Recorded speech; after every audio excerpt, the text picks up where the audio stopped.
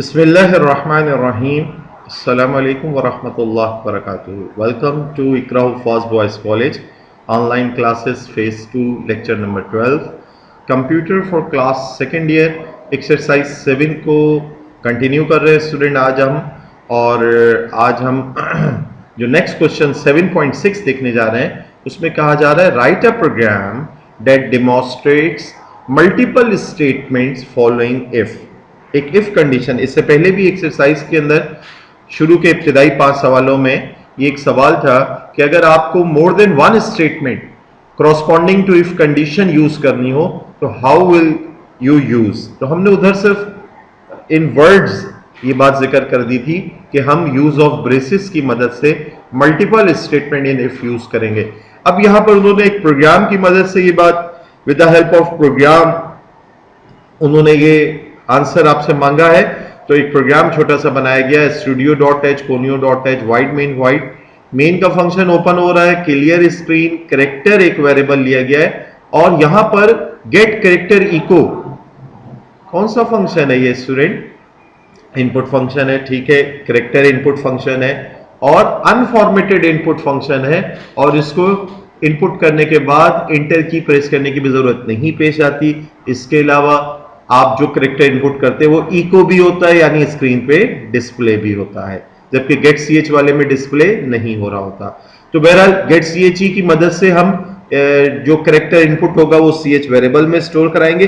If ch के अंदर जो कैरेक्टर इनपुट किया जाएगा अगर वो इक्वल्स टू z कैरेक्टर के बराबर होगा, स्मॉल z, वो भी कैपिटल Z नहीं, स्मॉल z के अगर बराबर होगा तो क्या ये दो स्टेटमेंट रन होनी चाहिए। ये दो स्टेटमेंट यानी कि स्क्रीन पे लिखा हुआ है बैकस्लैश n के साथ यानी 2 लाइंस का जो इंटर है यानी स्पेसेस हम क्रिएट कर रहे हैं। एक बैकस्लैश n से कर्सर कंट्रोल ट्रांसफर हो जाएगा नेक्स्ट लाइन पे, नेक्स्ट बैकस्लैश n से कर्सर का कंट्रोल ट्रांसफर हो जाएगा नेक्स्ट लाइन पे और वहां पर लिखा हुआ आ रहा होगा यू टाइप्ड z और फिर उसके बाद फुल स्टॉप के बाद फिर ये बैकस्लैश n की वजह से कर्सर का कंट्रोल ट्रांसफर होगा नेक्स्ट लाइन पे और नॉट सम अदर लेटर। ये दो बातें जो है स्क्रीन पे डिस्प्ले होंगी। आप खैर हमें इससे गर्ज नहीं है, ये तो तय है कि जो प्रिंटफ के अंदर कोटेशन मार्क में है वो एज इट इज डिस्प्ले होना है।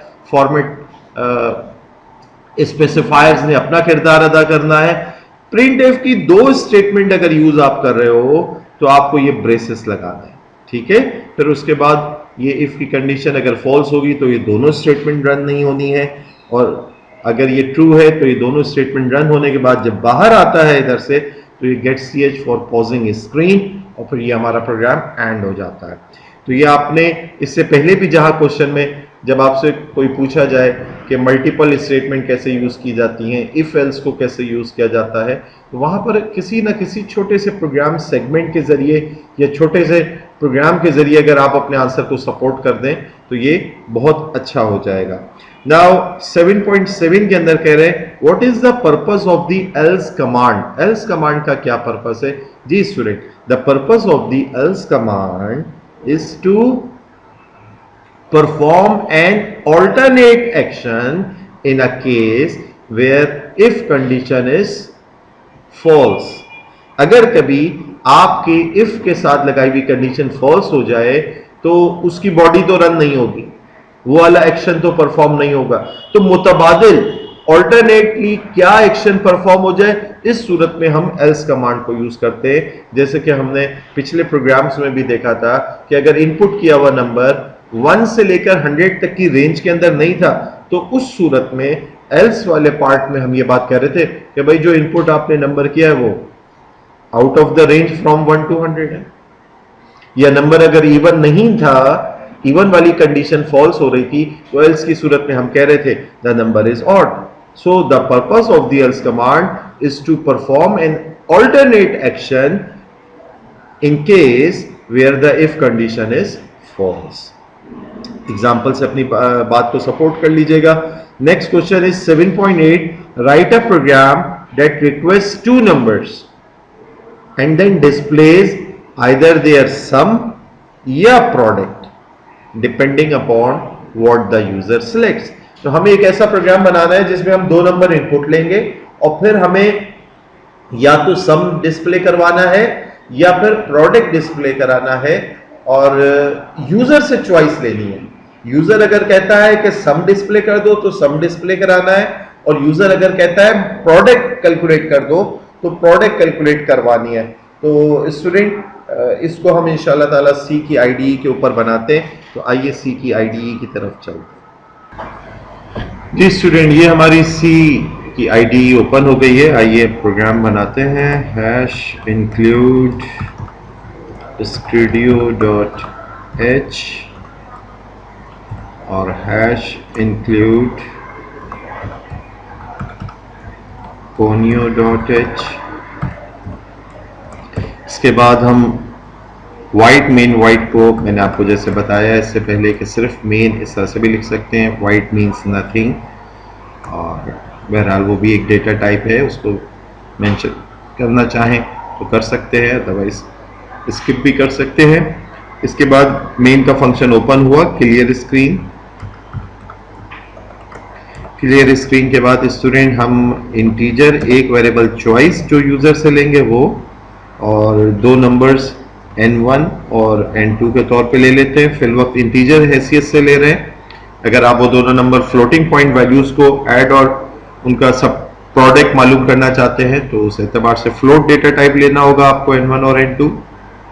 अब हम बारी बारी पहले यूजर से दो या यूजर से चॉइस मांग लेते हैं।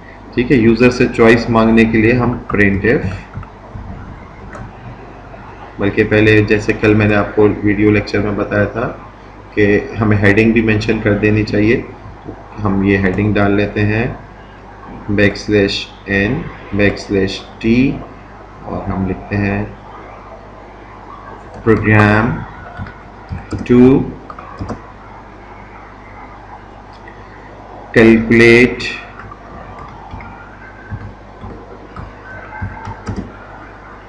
सम और प्रोडक्ट। ठीक है, और ये हमारी हेडिंग हो गई है। इसके बाद सेमीकोलन लगा देते हैं। इसके बाद हम यूज़र को पैगाम देते हैं। इसमें भी स्टूडेंट \n लगाना होगा हर स्टेटमेंट से पहले, ताकि नेक्स्ट लाइन से डिस्प्ले हो रिजल्ट, और \t भी लगा लेते हैं। यूज़र से कहते हैं एंटर योर चॉइस, और हमने \n लिखा। इधर उसके लिए मेन्यू बना लेते हैं। \t के बाद 1.1 की सूरत में क्या हो, लेट सपोज ऐड करें, और \n\t और 2 की सूरत में प्रोडक्ट कैलकुलेट करें। ये तो यूज़र के लिए पैगाम चला गया, और इसके बाद वो अपनी चॉइस दे देगा, जिसको हम getChe की मदद से इनपुट ले लेते हैं स्टूडेंट। ये ch वेरिएबल है इक्वल्स टू getChe। वैसे ये कैरेक्टर इनपुट लेता है, लेकिन इंटीजर वेरिएबल में अगर स्टोर कराएंगे उसकी s की वैल्यू स्टोर हो जाएगी। लेकिन फिर उससे हमें प्रॉब्लम फेस करनी होगी, लिहाजा या तो हम ch को करेक्टर लें, अदरवाइज हम इसको scanf से इनपुट करते हैं, scanf और %d फॉर्मेट में कॉमा एंड किस वेरिएबल में स्टोर कराना है, ch चॉइस वेरिएबल में स्टोर करा दिया। इसके बाद चॉइस यूज़र से ले लेने के बाद अब हम उसको पैगाम देते हैं कि तुम हमें बारी बारी दोनों नंबर दो। हम उसको कहते हैं इंटर 2 नंबर्स N1 और कॉलन का निशान लगा देते हैं, N2 लिख देते हैं। एक ही अटेम्प्ट में हम दोनों इनपुट लेना चाहेंगे। और इससे पहले भी आप \n तो स्कैनफ कमांड से हो ही जाता है, \t लगा लेते हैं टैब, ताकि एक टैब के फासले से सारे डिस्प्ले हो। और ये हमने यूज़र के लिए पैगाम दिया स्कैनफ, और हम एक ही अटेम्प्ट में क्योंकि दो इनपुट्स ले रहे हैं, तो पहला %d फॉर्मेट में और दूसरा कॉलन के फ़र्क से %d फॉर्मेट में इनपुट लेंगे। और स्टूडेंट इसको स्टोर होना है एंड का सिंबल N1 में, वेरिएबल नेम N1 है और दूसरा N2 में।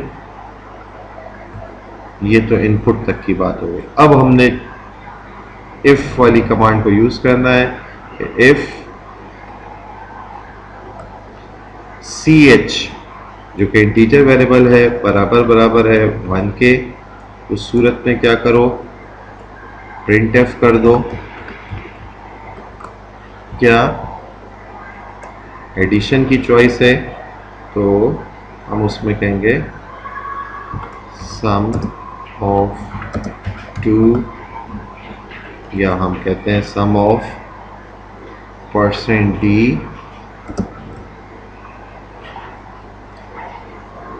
एंड %d बराबर है %d।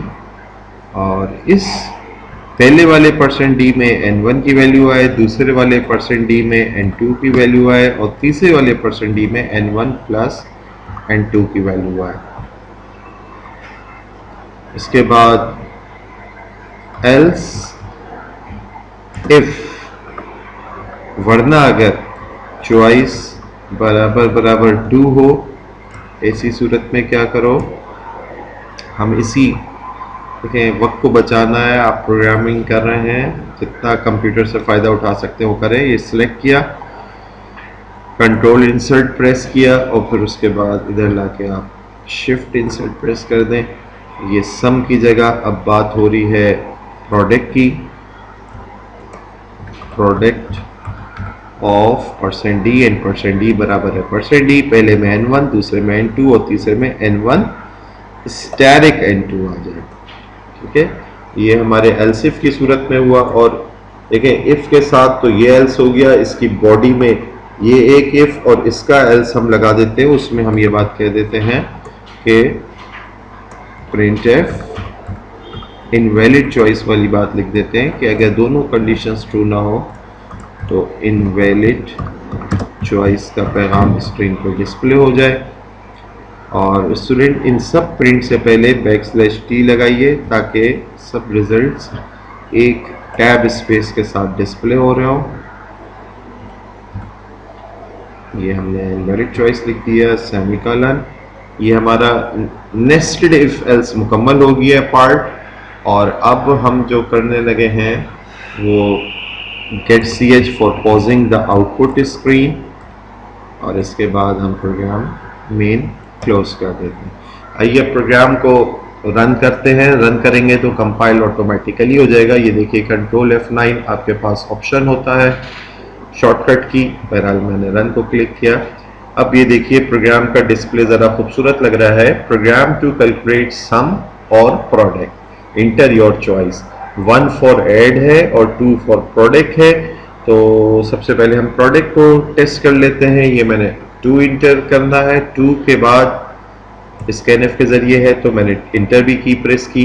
Inter 2 numbers N1 colon N2, ये इसी जगह पे इनपुट ले रहा है। यही वजह है कि अगर थोड़ा स्पेस दे दी जाए तो अच्छा होता। बहरहाल मैं नंबर प्रोडक्ट कैलकुलेट करना है तो मैं एक नंबर दे देता हूँ 10 और दूसरा नंबर कॉलन के साथ दे देता हूँ 5 और इंटर की प्रेस करता हूँ। प्रोडक्ट ऑफ 10 एंड 1404 कह रहा है, इसने 5 को सही इनपुट नहीं लिया। देखते हैं प्रोग्राम में कोई मसला हुआ है।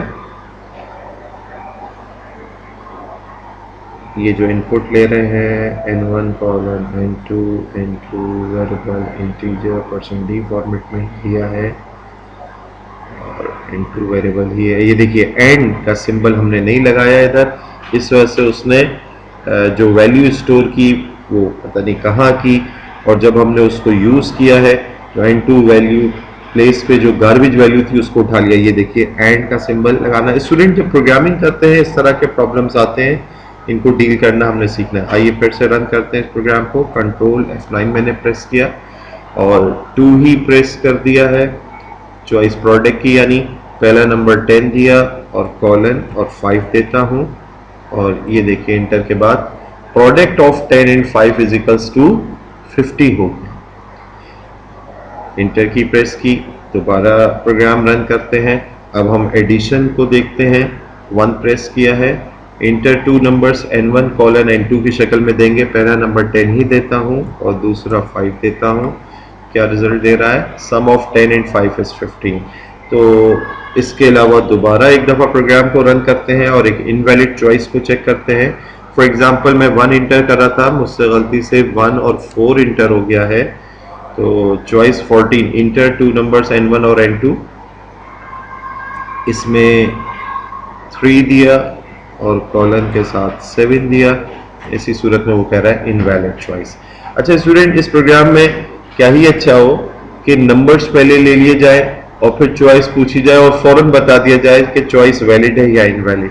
तो नंबर्स पहले इनपुट ले लें और फिर चॉइस वाली बात को, ताकि अभी इधर क्या हुआ कि चॉइस इनवैलिड थी लेकिन उसके बावजूद आपको नंबर इनपुट करने पड़े, तो ये थोड़ा सा ऑड फील हो रहा है। नंबर पहले ले लें फिर चॉइस पूछ लें, या चॉइस पूछने के साथ ही अगर वैलिड हो फिर उस सूरत में आगे वर्किंग करें, तो ये ज़रा सा और क्वालिटी प्रोग्राम बन जाएगा। जज़ाकल्लाहु खैर, सी यू नेक्स्ट टाइम इंशाअल्लाह। अस्सलामु अलैकुम वरहमतुल्लाहि वबरकातुहू।